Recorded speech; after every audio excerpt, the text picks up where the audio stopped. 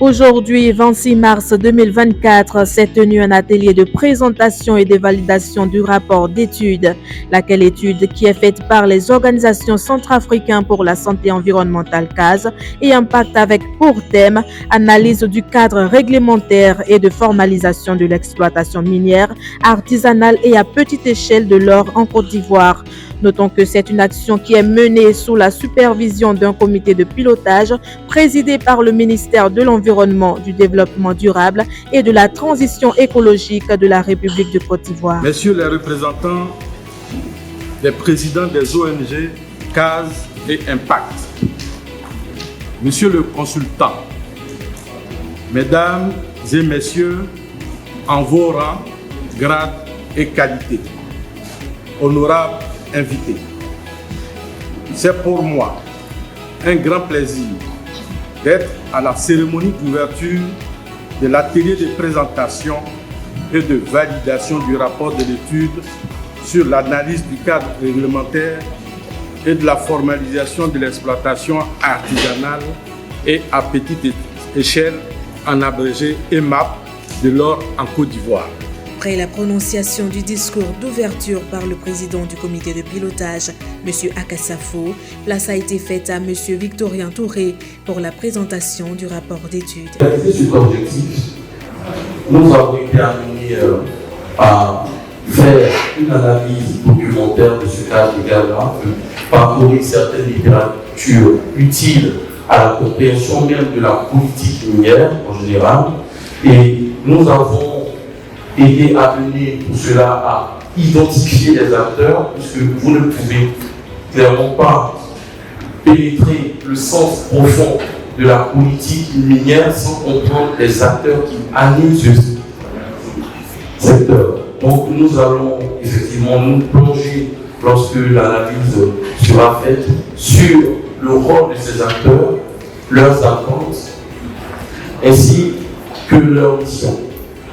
Et il faudra également faire la précision, comme il est dit. Il faudra faire donc la précision du cadre légal. Qu'est-ce que ça veut dire? Faire la précision du cadre légal, ça veut tout simplement dire essayer d'éclairer l'ensemble des textes pertinents pour notre domaine à la lumière de ce qui se passe effectivement. À la suite de l'exposé, des questions ont été posées par les participants consultants qui s'est fait fort de répondre.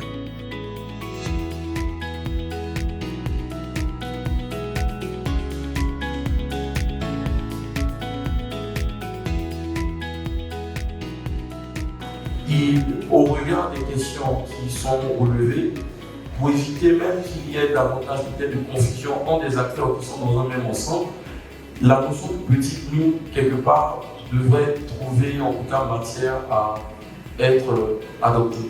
Ça évitera beaucoup de confusion pour des opérateurs en réalité qui exploitent sous une dénomination qui est la même, qui est celle des EMAP.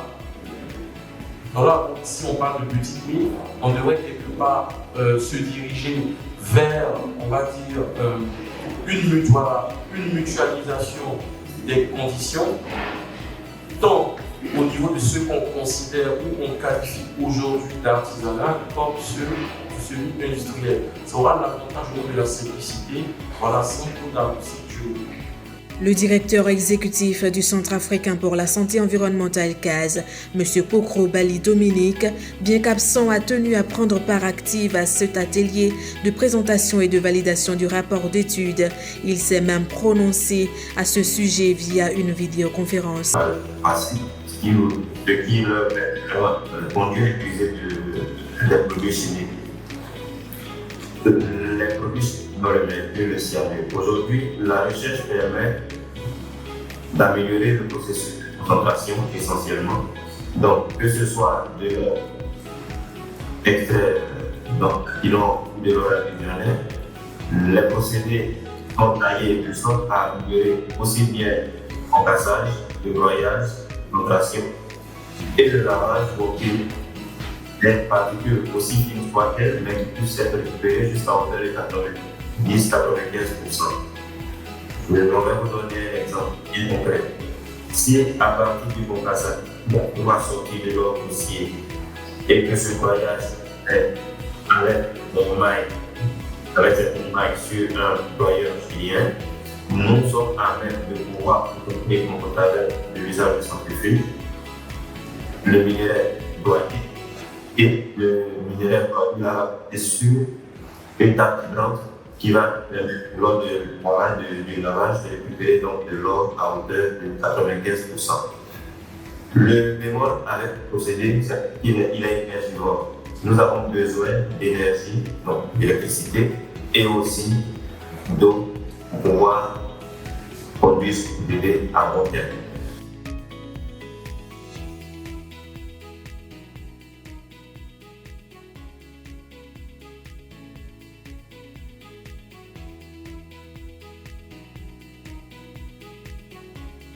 En vue de renchérir le rapport d'études présenté, un atelier de travail a été constitué afin de recueillir d'autres idées innovantes et captivantes. Chacun des participants de l'atelier s'est investi faisant des propositions excellentes qui seront prises en compte dans la confection du document final. C'est sur cette phase que l'atelier a pris fin avec le mot de fin de Madame V, point focal de la Convention de Minamata. Chers participants, après une journée de travaux intenses, nous voici au terme de l'atelier de présentation et de validation du rapport de l'étude sur l'analyse du cadre réglementaire et de la formalisation de l'exploitation minière artisanale et à petite échelle du Nord en Côte d'Ivoire. Il me plaît de constater qu'après cette journée d'échange, de partage, de concertation, nous sommes arrivés aux conclusions permettant d'enrichir le document qui a été soumis à notre appréciation. Le cadre normatif de régulation de notre place s'appelait de la richesse de toutes ces réflexions et il voulait le ferment de sa mise en œuvre. Je vous souhaite à tous un bon retour chez vous et beaucoup de succès dans vos efforts futurs pour un secteur minéral et à petite échelle plus juste et plus prospère. Je vous remercie.